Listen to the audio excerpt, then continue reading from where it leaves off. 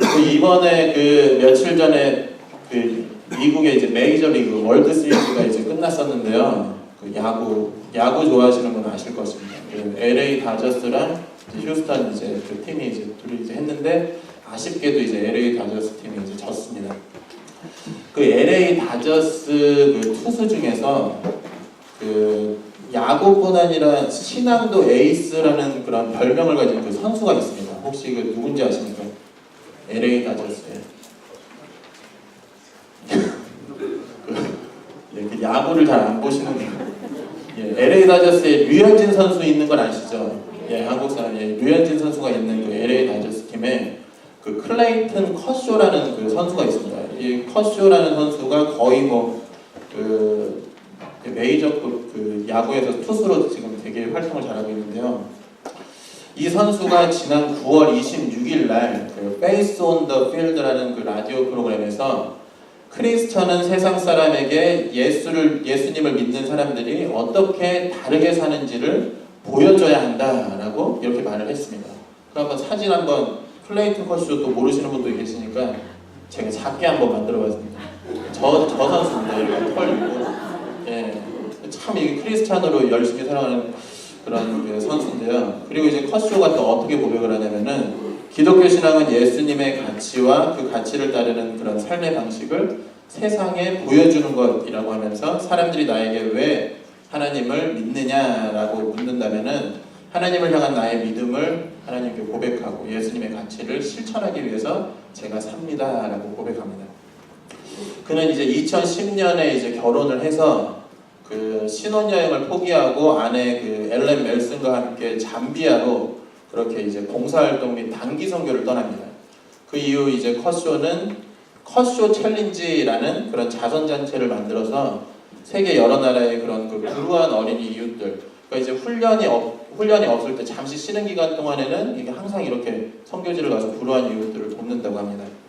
그리고 이제 그 커쇼가 현재 등판하는 그 경기에서 자기가 이제 삼진을 했을 경우에 삼진 하나당 $500를 모아서 또 기부금으로 전달하고 있습니다.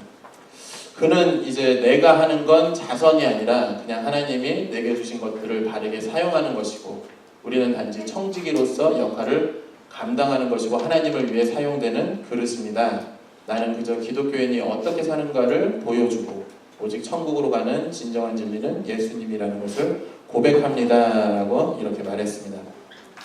이 커쇼의 그런 그 인터뷰 내용을 제가 읽으면서 참 그 젊은 나이에 그리스도인에 걸맞는 그런 생활을 하고 있다라고 생각을 했습니다. 요즘 그 세상에 그 한국에서 이제 유행하는 게 그 욜로족이라는 사람들이 있습니다. 욜로족은 혹시 아십니까? 욜로. 이게 뭐 놀리는 말이 아니라 그 You only live once. You only live once라는 이런 뜻입니다. 그래서 한 번뿐인 인생이 이제 한 번뿐이니까 즐기면서 살아야 된다라고 이제 각종 이제 취미들을 가지면서 이제 소비하는 그런 사람들을 말합니다.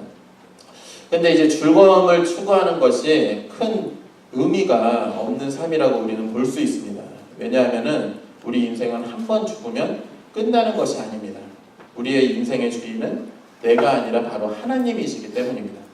그래서 무엇을 하든 내가 즐거우면 그만이다라고 지금 그 욜로를 외치는 그런 그 세대 속에서 우리가 살고 있지만 우리는 한 번 사는 인생, 방금 제가 말씀드린 것처럼 클레이튼 그런 커쇼와 같이 예수님을 위해 살기로 결단하는 그런 하나님의 욜로족이 되는 것이 우리 시대에 더욱 필요한 결단이다라고 생각이 됩니다.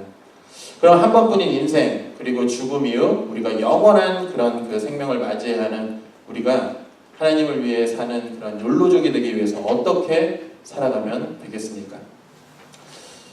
오늘 사도 바울은 오늘 본문 27절에서 빌립보 교인들에게 그리스도의 복음에 합당한 생활을 하라라고 권면해주고 있습니다. 예수 그리스도를 믿고 구원받은 하나님의 백성이라고 하면은 이에 걸맞는 그런 합당한 생활을 해야 할 것을 말씀해주고 있는 것입니다. 우리가 교회에 나와 예배를 드리고 또 예수님을 믿는 그 이유가 무엇이겠습니까? 단지 한 번뿐인 내 인생을 즐기기 위한 그런 수단으로 내가 하나님을 믿고 있지는 않습니까? 하나님을 우리의 안전과 위험에서 보호하시는 그런 경호원, 매니저, 보조교사와 같은 그런 분으로 우리가 주님을 제한해서는 안 될 것입니다. 또한 잘 먹고 잘 살아가기 위해서 나에게 복을 베푸시는 분으로, 내가 필요할 때마다 그분을 찾으면은 나를 도와주시는 분으로만 우리가 생각해서는 안 됩니다. 예수님을 믿는다라는 것은 예수님을 통해 내가 누구였는지, 또 내가 얼마나 지금까지 제약된 삶을 살아왔었는지를 먼저 보게 되는 것입니다. 또한 죄로 물들어 하나님과의 그 관계가 절단되어서 더 이상 회복될 수 없는 그 나를 예수님께서만이 구원해 주심을 우리가 깨닫게 되는 것입니다. 구원의 복된 소식을 알게 된 우리 그리스도인들은 이 세상의 부와 명예와 성공만을 추구하지 않고 세상 즐거움에 더 이상 만족하지 않습니다. 그리고 온 삶을 다해서 전적으로 예수 그리스도의 그 삶만을 바라보고 나도 그분을 따라 살고자 분투 노력하는 것이 바로 건강한 그리스도인입니다.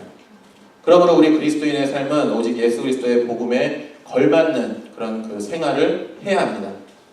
단지 나는 예수님을 믿습니다. 예수님은 나의 구세주이십니다. 예수님은 나의 주 되시고 위로자 되시고 반석 되시고 산성 되십니다. 라고 말로만 하는 그 고백으로 끝나는 것이 아닙니다. 그 고백에 알맞는 그 생활을 우리가 해야 한다라는 것입니다. 그렇다면 그리스도 복음에 합당하게 생활하라라는 것이 무엇이겠습니까? 오늘 저는 그리스도 복음에 합당하게 생활하는 것이 무엇인지, 구원받은 주님의 백성들이 어떻게 참 그리스도인답게 살 수 있는지를 오늘 본문을 통해서 말씀을 나누고자 합니다. 첫 번째로 우리는 천국 시민으로 살아야 합니다. 오늘 본문 27절 말씀 다시 한번 보시면 오직으로 시작이 됩니다. 이 말 속에는 무슨 일이 있어도 라는 그런 그 의미가 포함이 되어 있습니다. 즉 내가 그리스도인이라고 한다면은 주님의 구원받은 하나님의 백성이다 라고 하면은 무슨 일이 있어도 그리스도의 복음에 합당한 그런 생활을 해야 할 것을 말씀해 주는 것입니다. 예수 그리스도를 믿고 난 후 이제는 예수님의 가르침에 따라서 제가 살겠습니다 라고 결심하고 고백도 했을 것입니다. 그런데 살면서 조금 어려운 일이 생기고 또 환경이 변하면서 힘든 일이 생기면 우리는 쉽게 믿음을 저버리고 또 복음을 부인까지 합니다. 그러나 오늘 본문은 무슨 일이 있어도 예수 그리스도에 대한 그런 믿음과 복음을 저버리지 말 것을 다시 한번 말씀합니다. 뿐만 아니라 구원을 확신하는 하나님의 백성답게 살라고 하는 것입니다. 그러면 어떻게 그리스도의 복음에 합당하게 우리가 생활할 수가 있겠습니까? 여기서 생활하라, 이 생활하라라는 그 단어를 좀 더 자세히 성경에서 보시면요, 이 말은 단순히 그냥 살아가십시오라는 그 말이 아닙니다. 저희가 가지고 있는 그 성경, 개역개정 성경 보시면은 생활하라 앞에 작은 숫자가 보이시죠? 2번이라고 나와 있죠. 2번. 그 2번을 이제 밑에 보시면은 설명이 나와 있습니다. 거기 보시면은 시민 노릇 이렇게 나와 있습니다. 시민 노릇. 예, 그 우리말 성경에 생활하라라고 단순하게 쓰여 있는데 그 각주를 참고로서 헬라어 언어를 보시면은 그 단어가 그 당시에 아주 깊은 의미로 바울이 그때 사용했다라는 것을 우리가 알 수가 있습니다. 이 단어의 뜻을 풀어보면은 시민으로서 행동해라, 시민으로서의 의무를 다해라, 시민답게 처신해라 라는 그런 의미로 해석할 수가 있습니다. 마치 그 당시에 강대국이었던 그 로마에서 사는 로마 시민이 여러 특권을 누리면서 멋지게 살아가듯이 지금 바울은 빌립보 교인들이 아주 시민답게 살 것을 권면하고 있는 것입니다.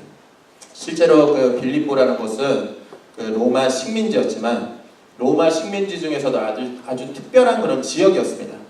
로마 군대에서 이제 전역한 군인들이 로마 군대에 헌신한 대가로서 로마 시민권을 받고 살도록 허락된 곳이 바로 이곳이었습니다. 그래서 빌립보 시민들은 로마 사람들 못지않게 로마적인 그런 그 삶을 살아가려고 많이 애를 썼습니다.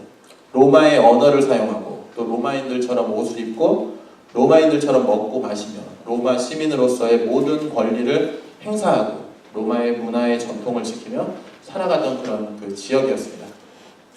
그래서 지방법이 아니라 로마의 법의 다스림을 받아서 그들이 로마에서 받는 대우와 특권도 누릴 수 있는 그러한 지역이 되었습니다.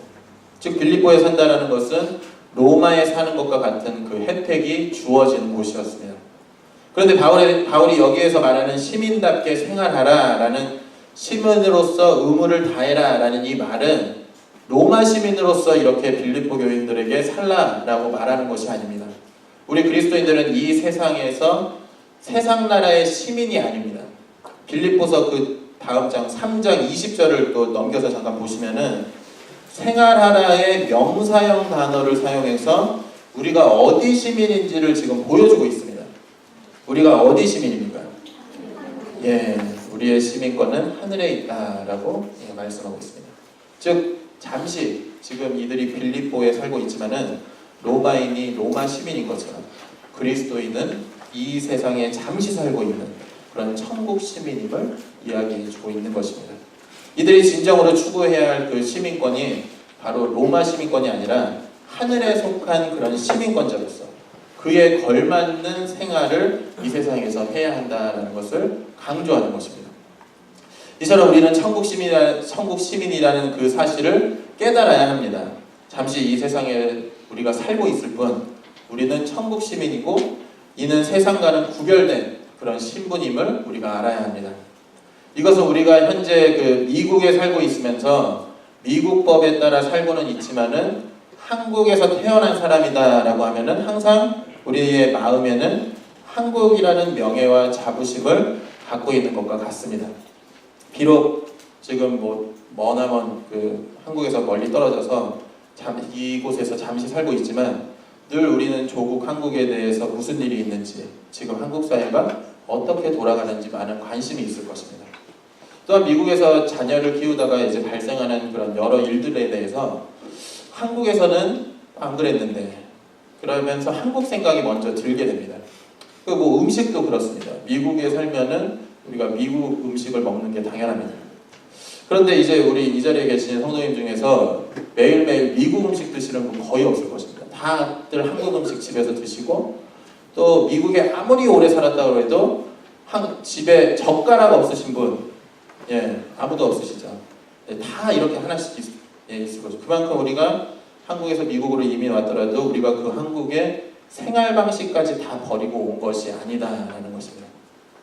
이처럼 바울 사도는 지금 잠시 우리가 이 세상에 살고 있지만 천국 시민권자로서의 그런 그 정체성과 자부심을 가지고 생활해야 할 것을 이야기합니다. 이것이 바로 구원받은 천국 시민의 모습입니다.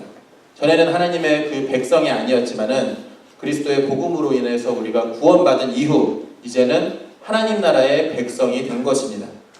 이렇게 우리의 신분이 바뀌면서 이 세상은 우리에게 낯선 곳이 되었습니다. 우리가 세상에 거주하기는 하더라도 이 세상에 속해 있지는 않게 되는 것입니다. 즉 이 세상에서 우리는 나그네의 그 신분으로 살아가는 것입니다. 이미 천국 백성이 되었음에도 불구하고 아직까지 천국 시민으로서 내 자신의 정체성을 숨기거나 또 부끄러워하거나 천국 시민이 아닌 척 세상 사람들과 똑같이 살아가려는 그런 사람들도 있을 것입니다. 그래서 바울 사도는 천국 시민이 되었으니까 앞으로 그리스도의 복음에 걸맞는 생활을 강조하는 것입니다. 하나님께서는 우리가 가정과 학교와 또 일터에서 항상 천국 시민으로 살아가기를 바라십니다. 왜냐하면 우리들은 그리스도 복음을 이미 들은 사람이기 때문입니다. 복음에 노출이 되면은 이전과 그 생활이 결코 같을 수가 없습니다. 우리가 죄인 되었을 때에는 아무렇지 않게 그런 죄된 생각과 말과 행실을 하며 살아왔다 하더라도 천국 시민이 된 지금은 참된 회개 없이 계속 죄만 지으면서 살아갈 수가 없다라는 것입니다. 우리의 소속이 하늘나라이니까 천국 시민으로 멋지게 이 세상에서 우리는 살아가야 할 것입니다. 예수님 믿기 전에는 죄 짓는 그 나 한 사람만 그 욕을 먹으면 됐습니다. 그러나 예수님의 백성이 된 이후에는 내가 계속 죄를 지으면은 교회가 욕을 먹고 하나님의 그 나라가 욕을 먹게 되는 것입니다. 따라서 우리는 천국 시민이다라는 것을 기억하시고 그 시민권을 행사하며 바르게 살아가기를 바랍니다. 세상 속에서 나는 이곳 백성이 아니라 잠시 잠깐 거주하고 있는 나그네이다라는 그 사실, 하나님의 나라의 시민임을 평생 기억하며 살아가는 우리 성도님 되시기를 바랍니다. 두 번째로 천국 시민은 그리스도의 마음을 가지고 섬겨야 합니다. 복음에 합당하게 생활하기 위해서 복음에 걸맞는 하나님 나라의 시민답게 생활을 해야 한다라고 첫 번째로 말씀을 드렸습니다. 그러면 어떻게 사는 것이 하나님 나라의 시민답게 생활하는 그런 모습이겠습니까?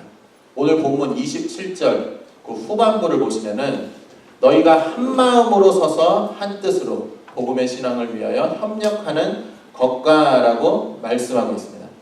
여기서 그 한 마음 한 뜻이라는 표현은 그리스도인의 모든 생각과 행동이 다 획일적이어야 한다라는 것이 아닙니다. 하나님께서는 인간을 만드실 때 다양하게 만드셨습니다. 누구 하나 똑같게 만드시지 않았습니다. 지구상의 그 전체 인구가 제가 어제 검색을 해보니까 74억 명의 인구가 있다고 합니다. 그 인구 중에 똑같은 사람이 없이 다 다르게 하나님께서 만드셨다는 것입니다. 그것은 하나님의 바로 특별한 섭리입니다. 하나님께서는 사람들 한 명 한 명을 개인적으로 만나시고 또 개인적으로 이끌어 가십니다. 다양성을 전혀 손상시키지 않으면서도 조화로운 그런 그 일치를 유지해 나가십니다. 그래서 주님을 믿게 된 그 상황, 환경이 개인에 따라서 모두가 다 다릅니다. 교회에 온 이유도 또 가정도 신앙의 성장 과정이나 배경, 신앙의 색깔 다 다른 사람들이 모여있는 곳이 교회입니다. 이것은 하나님의 풍성하시고 다양하신 사역입니다. 그런데 예전부터 우리는 그 한국 사람들 보시면은 나와 다른 것을 쉽게 수용하지 못하는 것 같습니다. 모두가 이제 중국집에 가서 다 짜장을 시키는데 나 혼자 짬뽕이요 이러면은 모든 사람들의 그런 따가운 눈초리를 받기 쉽습니다. 모두가 그 술 마시는 그 자리에서 나는 그리스도인이라서 술을 마시지 않습니다 라고 선포하는 순간 그 흥겨운 자리에 찬물을 끼얹은 듯한 그런 그 분위기가 조성이 됩니다. 또한 모두가 사교육을 이것저것 하는데 내 아이만 아무것도 안 하고 있으면은 내가 뭔가 부족한 부모 같은 그런 생각이 들고 뭔가 뒤처지는 것 같습니다. 옷도 머리도 유행을 따라가지 않으면은 나만 시대에 동떨어지는 것 같습니다. 좋은 차, 좋은 집을 갖기 위해서 형편이 안 되면은 빚을 내서라도 갖는 것이 남 부끄럽지 않는 그런 삶을 사는 것입니다. 옳고 그름을 떠나 옆에 사람들이 하는 것은 절반이라도 따라줘야 뒤처지지 않는 것 같습니다. 그러나 바울이 빌립보 교회에 보내는 그 편지에서 교회 공동체가 한 마음 한 뜻을 가지라라는 이 말은 기호나 색깔 두기 획일적이어야 한다라는 그런 말이 아닙니다. 인간의 다양성을 죽이고 집단적으로 한 가지 색만을 도배하는 것을 뜻하지 않습니다. 만약에 기호나 색깔의 일치를 하나됨으로 보고 그것만을 추구한다면은 그 공동체는 외형적으로는 하나가 된 것 같고 또 겉으로는 통일된 것 같이 보이지만 하나님의 풍성하시고 다양하신 그 사역에 그 간섭하심이 없는 그런 죽은 공동체가 되는 것입니다. 여기에서 같은 마음은 기호나 색깔의 일치가 아니라 일을 하는 그런 자세, 살아가는 삶의 자세, 성품, 인격을 뜻하게 됩니다. 즉 다양한 신체 부위가 고유의 특성을 가지고 건강한 몸을 이루는 것처럼 교회의 공동체 또한 다양한 지체가 개인의 그런 그 고유한 특성을 가지고 건강한 몸, 그 교회를 이루라는 것입니다. 이렇게 한 몸 된 교회가 그리스도의 마음, 즉 섬김과 자기 희생과 사랑의 그런 그 마음을 가지고 가정과 교회와 학교와 그 일터에서 예수님을 따르는 그런 삶을 살라라는 것입니다. 이러한 삶을 통해서 복음에 걸맞는 천국 시민의 삶을 사는 것입니다. 섬김과 자기 희생과 사랑의 마음으로 주변을 바꾸었던 한 그 소년의 그 실화가 있습니다. 1800년대 필라델피아에 그 잔이라는 13세 소년이 있었습니다.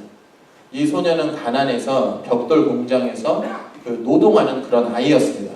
이런 잔의 마음을 아프게 하는 것이 바로 교회를 들어가는 그 길 입구였습니다. 비가 조금만 내려도 길이 진흙범벅이 되어서 교회로 들어가기가 매우 불편했던 것이었습니다. 그런데 이제 어른들은 그거에 대해서 아무런 대책도 세우지 않았습니다. 자신들의 그 집 같으면 벌써 훌륭하게 그것을 벽돌이나 그 돌로 포장을 했을 것입니다. 그래서 이제 어느 주일에 잔은 이런 결심을 하게 됩니다. 잔은 자신의 하루 품삯을 쪼개어서 날마다 벽돌 한 장씩을 그가 일하는 공장에서 사기 시작합니다. 그리고 그 벽돌을 교회에 깔기를 시작합니다. 이 길고 넓은 길을 잔 혼자서 완성하려면은 좋기 2년은 걸리는 그런 그 시간이 필요했습니다. 그런데 이제 기적은 1개월 내에 일어났습니다. 자네 모습을 보고 이기적이면 형식적이었던 그런 신앙생활을 반성한 그 교인들이 길뿐만 아니라 낡은 교회당을 헐고 아예 그냥 신축을 하기로 결의했던 것입니다. 이 소년의 그 이름이 미국의 백화점 왕이라고 불리우는 잔 워너 메이커입니다. 13세의 소년 한 사람의 그런 그 희생과 사랑의 움직임이 정교회 성도의 마음을 움직이게 된 것입니다. 이와 같이 교회에서 우리는 내가 먼저 예수님의 그 본을 따라 움직일 수 있어야 합니다. 참으로 바울 당시 교회나 지금 교회나 문제가 생기고 분열, 분쟁이 일어나는 것은 똑같은 것 같습니다. 중요한 것은 그런 문제들을 어떻게 우리가 대처하느냐라는 것입니다. 바울 사도는 교회의 각 성도가 한 뜻으로 굳게 서서 한 마음으로 복음의 그 신앙을 협력해야 한다라고 말씀하였습니다. 즉 내가 먼저 주님의 그 사랑과 겸손의 모습을 실천해 나갈 때 교회는 한 뜻, 즉 그리스도의 소원과 주님의 뜻대로 세워질 수가 있습니다. 사랑의 마음, 겸손의 마음, 자기 희생에 그리스도의 그 마음을 가지고 성도님 한 사람이 움직인다면은 그 한 사람을 통해서 두 사람, 세 사람, 정교인의 그 마음이 움직일 수가 있게 되는 것입니다. 그러므로 사랑과 겸손, 그리스도의 마음으로 교회를 섬기시는 그런 하늘 시민 되시기를 간절히 바랍니다. 세 번째로 천국 시민의 삶을 통해서 받는 고난은 특권입니다. 27절 마지막을 보시면은 협력하는 것과라고 이제 설명하고 있습니다.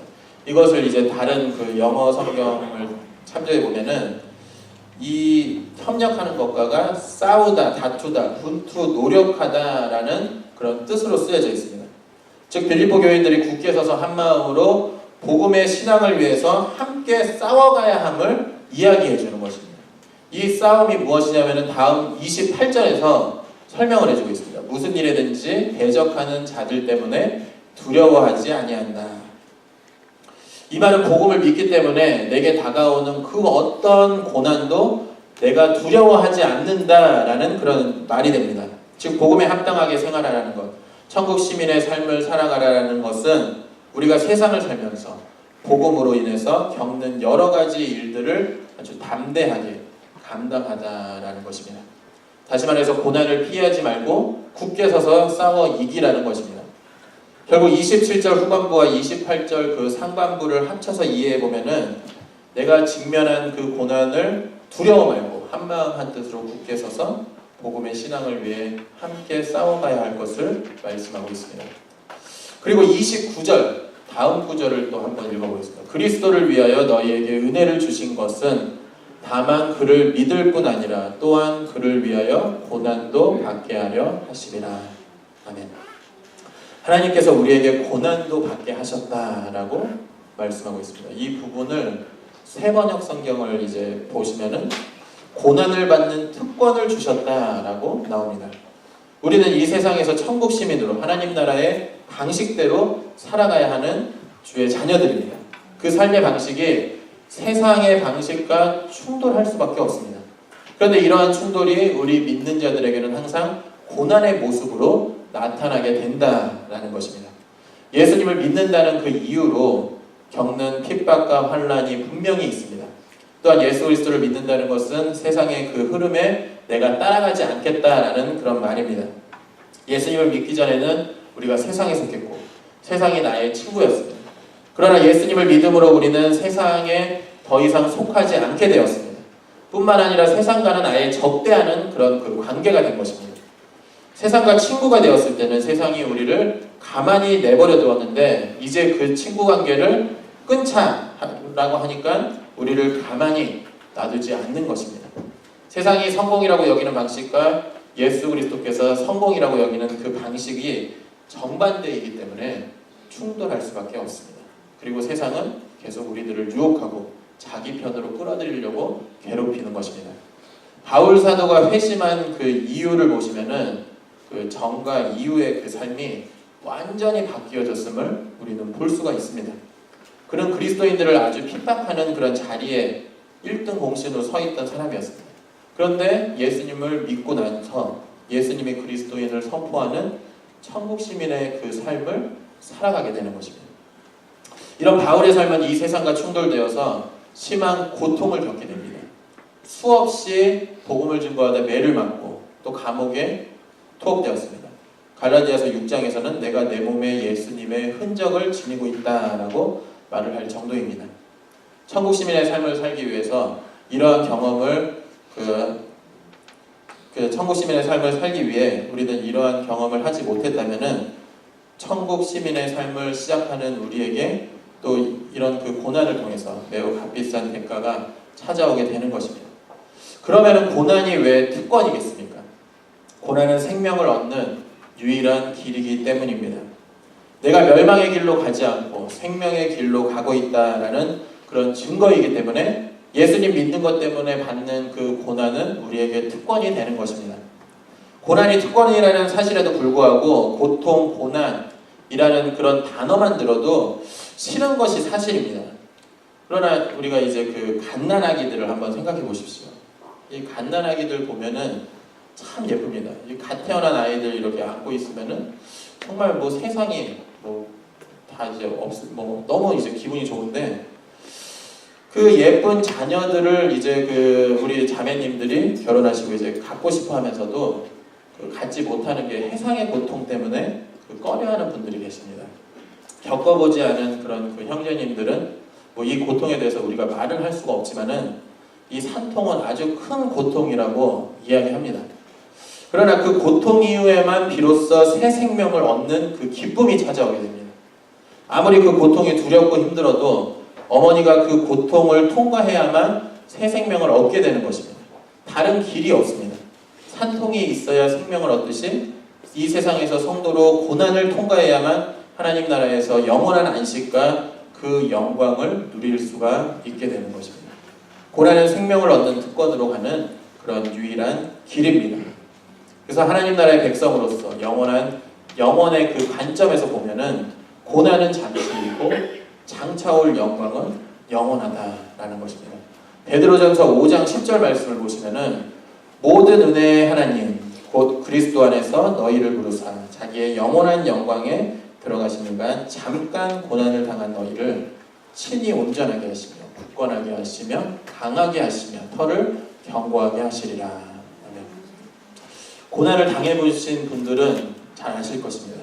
아니 지금 고난을 현재 당하고 계시는 분이 계신다고 하면은 그 고난이 영원할 것만 같고 또 언제 끝날지 모르는 그런 그 끝이 보이지 않는 그런 생각들이 드실 것입니다. 빠져나올 수 없는 수령에 빠진 것 같아 좌절하고 절망할 수밖에 없습니다. 과거에 고난을 당했다가 승리한 경험이 있다 하더라도 또 새롭게 다가오는 그 고난에 새로운 좌절과 또 절망이 찾아오게 됩니다. 그러나 베드로전서 5장 그 말씀을 보시면은 성도가 당하는 그 고난은 잠깐이다라고 말씀하고 있습니다. 다시 우리가 이제 산통을 생각해 보시면은 그 큰 고통은 자녀를 품에 안아 보신 분들은 모두 공감하실 것입니다. 그 고통은 잠깐이었고 자녀를 낳아서 그 자녀가 자라고 크고 성장하는 그 기쁨, 자녀와 함께 웃고 나누는 그런 그 추억의 시간에 비추어 볼 때 이 산통의 시간은 아주 잠깐이었다라는 것입니다. 이와 같이 영혼의 관점에서 이 세상에서 잠시 받는 그 고난은 순간입니다. 장차올 영광과는 비교할 수가 없습니다. 하나님께서는 잠시 고난을 받는 그 우리를 온전하게 하시고 굳건하게 하시고 강하게 하시고 털을 견고하게 하신다라고 말씀하셨습니다. 따라서 우리가 겪는 인생의 모든 시련과 폭풍과 같은 그런 그 고난을 통해서 견고한 뿌리를 내리시기를 바랍니다. 천국 시민의 삶을 살아갈 때 우리가 당하는 고난의 거친 훈련을 통해서 하나님의 특권을 누리시는 그런 우리 성도님 되시기를 간절히 바랍니다. 마지막으로 천국 시민은 함께 싸워 이겨야 합니다. 예수 그리스도 안에서 구원받고 은혜를 입은 사람들이 고난을 받게 되는 것은 하나님의 그 뜻이자 특권이다라고 말씀을 드렸습니다. 이처럼 고난을 특권으로서 당연하게 받아들이라고 말씀을 드린 지금 이 시점에서 당연히 그 고난을 감사하며 기뻐하며 받아야겠다라고 결심하시는 분도 계시겠지만 여전히 이것에 대해서 반감하는 분도 계실 것입니다. 고난받는 것이 무엇이 좋다고 얼굴에 미소를 띄우며 감사하는 마음으로 받겠습니까? 또한 예수님 믿는다는 것으로 인해서 고난이 특권이다 라고 하면은 예수님 믿을 사람이 누가 있겠냐라고 질문을 던지시는 분이 계실 것입니다. 기독교 역사를 잘 보시면은 초대교회 시대에 최초의 그 그리스도인들이 순교야말로 가장 큰 복이라는 그 사실에 모두가 동의하였습니다. 초기 기독교인들이 그리스도인들이 그 원형 경기장에서 사자의 그 먹이로 던져질 때 이들은 감사를 드렸고 드디어 최고의 혜택과 축복을 누리는구나 라고 고백을 하였습니다. 지금도 천국 시민으로 사는 사람들을 보시면은 자기가 가진 것들을 다 내려놓고 열심히 복음을 위해서 사는 사람들이 있습니다. 그리스도와 함께 고난을 받는 것을 하나님의 선물로 감사하며 감당하는 사는 사람들이 있습니다. 우리는 이런 사람들을 보고 이상한 사람들이다 라고 말하지 않습니다. 이런 사람들이야말로 복음에 합당하게 생활하는 사람들이라고 말합니다. 한국 양화진에 가시면은 그 외국인 그 선교사 묘원이 있습니다. 조선을 사랑했던 선교사님들이 그곳에서 복음을 증거하시다가 돌아가셔서 묻히신 묘입니다. 그 선교사님들은 저희에게 복음을 주시기 위해서 목숨까지 아끼지 않으시고 그 멀고 작은 조선이라는 나라에 들어가셔서 복음을 증거하셨습니다. 그분들의 그런 그 희생과 사랑, 고난을 통해서 열정적인 그런 그 복음 증거를 통해 우리나라에 아주 큰 부흥과 많은 성도들이 회심하는 그런 계기가 있었습니다. 이제는 세계 어느 곳에 가더라도 주님의 부름을 받아서 복음을 증거하시는 그런 한국 선교사님들이 전 세계에 있는 것을 우리가 만나볼 수가 있을 것입니다. 이분들이 복음을 위해 목숨까지 바칠 수 있었던 그 힘은 무엇이겠습니까? 예수 그리스도의 신실하신 사랑과 그 은혜에 보답하고자 함께 길을 걸어갔던 바로 내 옆에 있던 그런 그 동역자들이 있었기 때문입니다.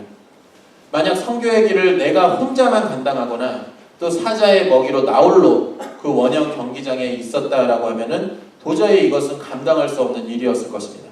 그러나 믿음의 동역자들이 함께 이 싸움을 같이 하고 있기 때문에 고난 가운데서도 우리는 더욱 힘을 내서 할 수가 있는 것입니다. 오늘 바울 사도는 30절에서 너희에게도 그와 같은 싸움이 있다라고 말씀합니다. 즉 고난의 싸움이 바울만 당하는 것이 아니었습니다. 당시 빌립보 교인들도 감당하고 있음을 말하고 있습니다. 바울 사도가 감옥에 갇혔을 때 빌립보 교인들이 걱정하면서 함께 모여 기도하고 또 바울을 지지하며 아낌없이 격려했었습니다.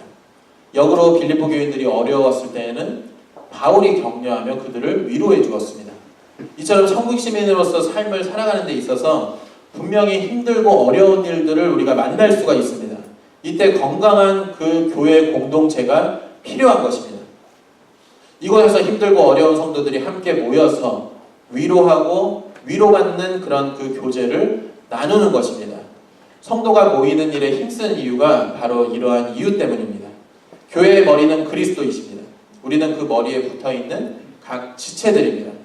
우리 하나 그 몸에 붙어있는 각 지체이지만은 그 지체가 홀로 떨어져서는 결코 자라거나 생명력을 가질 수가 없습니다. 떨어지는 그 순간에 바로 죽게 됩니다. 지체가 생명력을 가지기 위해서 우리는 교회라는 예수 그리스도의 그 몸에 딱 붙어 있어야 됩니다. 즉 예수 그리스도를 믿는 믿음으로 함께 모여있는 그런 각 지체들, 우리 그리스도인들은 함께 모여서 서로 위로와 격려의 교제를 통해서 세상에 벌어지는 그런 그 고난의 싸움을 서로 도와주는 그런 역할을 하게 되는 것입니다. 교회가 하나님 나라의 작은 축소판이라고 생각하면은 좀 더 쉽게 이해가 될 것 같습니다. 다시 말씀드리면은 교회가 복음에 알맞게 생활을 한다라는 것은 그 교회가 얼마나 예수님을 믿는 것 때문에 고난을 받고 있는가, 고난받는 교회가 얼마나 모여서 서로 격려하며 복음을 위해서 함께 싸워가고 있는가를 말하는 것입니다.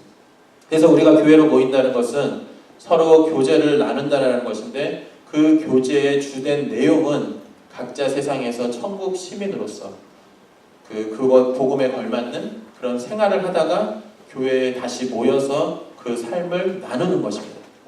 즉 고난을 당한 삶들에 대해서 그 내용이 크든지 작든지 간에 혹은 그것을 성공했는지 실패했든지 간에 무엇이든지 예수님 믿는 것 때문에 고난을 감당하고 있는 그런 이야기들을 우리가 모여서 함께 나누며 교제가 이루어지는 것입니다.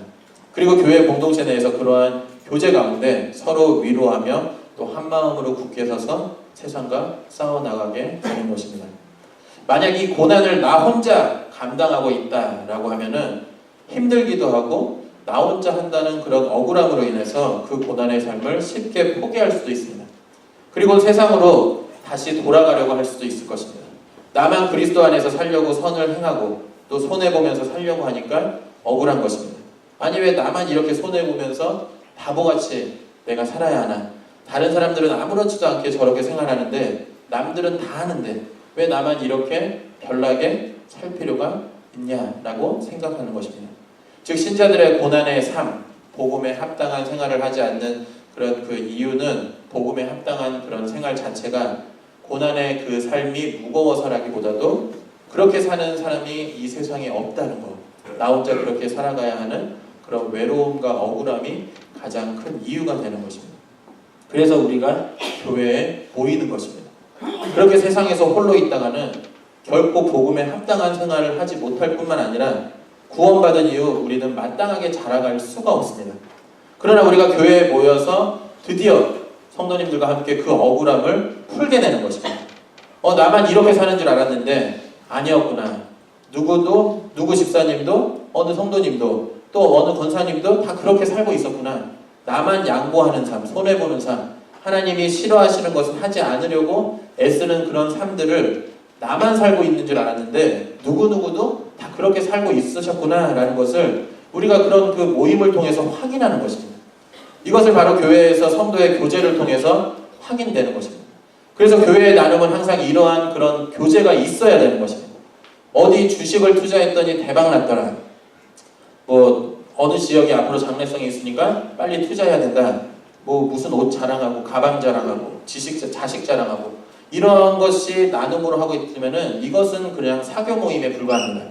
그래서 교회로 모일 때는 고난의 그 삶, 복음에 합당한 생활을 산 것들을 우리가 세상에서 산 것들을 서로 나누면서 서로 격려하고 억울함을 풀고 내가 좀 그렇게 살지 못했다라고 하면은 다시 한번 도전도 갖고 이런 식으로 교회의 그 모임이 이루어져야 하는 것입니다. 이것이 바로 교회가 존재하는 그런 그 이유입니다. 따라서 천국 시민으로서 우리 모두가 함께 성도의 그런 그 아름다운 그런 그 교제를 통해서 이 세상을 싸우며 승리하는 그런 성도님 되시기를 바랍니다. 말씀을 맺겠습니다. 오늘 저희는 그리스도 복음에 합당하게 살아가라라는 바울의 권면을 이렇게 묵상하였습니다.